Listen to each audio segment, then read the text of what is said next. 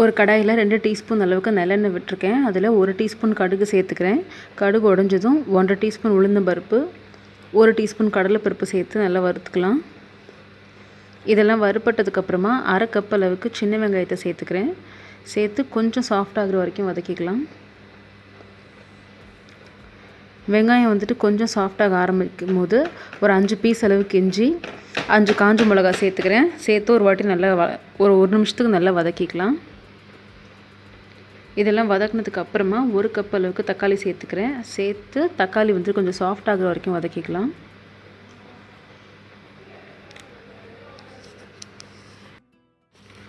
தக்காளி நல்லா சாஃப்ட் ஆனதுக்கப்புறமா நான் ஒரு 8 கொத்தளவுக்கு கருவேப்பிலை சேர்த்துக்கிறேன்.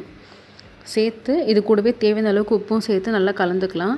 கலந்துட்டு இது ஒரு 2 நிமிஷத்துக்கு வதக்கிக்கலாம். கருவேப்பிலை சேர்த்து ரொம்ப நேரம் வதக்க வேணாம். ஜஸ்ட் அந்த கருவேப்பிலை வந்து கொஞ்சம் சாஃப்டானால் போதும்.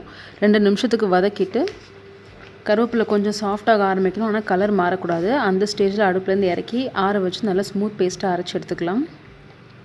தண்ணி உங்களுக்கு வேணும்னா சேர்த்துக்கோங்க, இல்லைனா சேர்க்க வேண்டாம். இப்போ அரைச்சது கூட தாளிப்பு சேர்த்துக்கிறேன். கடுகு, உளுந்தம் பருப்பு, கருவேப்பிலை நம்ம எப்பவும் சட்னிக்கு தாளிக்கிற மாதிரி தாளிச்சிருக்கேன். அதை இது கூட சேர்த்து கலந்துக்கிறேன். இப்போ இதை வந்துட்டு இட்லி தோசை கூட சர்வ் பண்ண வேண்டியது தான். ரொம்பவே டேஸ்டியான கருவேப்பிலை தக்காளி சட்னி ரெடி. ஸோ கண்டிப்பாக ட்ரை பண்ணி பாருங்கள். ஹெல்த்தியும் கூட. தேங்க்ஸ் ஃபார் வாட்சிங்.